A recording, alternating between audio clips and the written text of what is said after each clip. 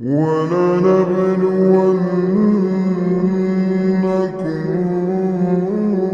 بِشَيْءٍ مِّنَ الْخَوْفِ وَالْجُوعِ وَنَقْصٍ مِّنَ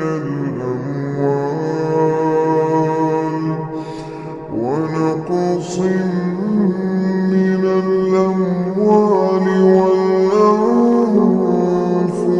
وَالثَّمَرَاتِ ۗ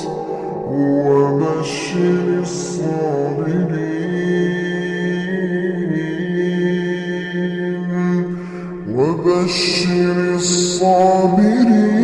الَّذِينَ إِذَا أَصَابَتْهُم مُّصِيبَةٌ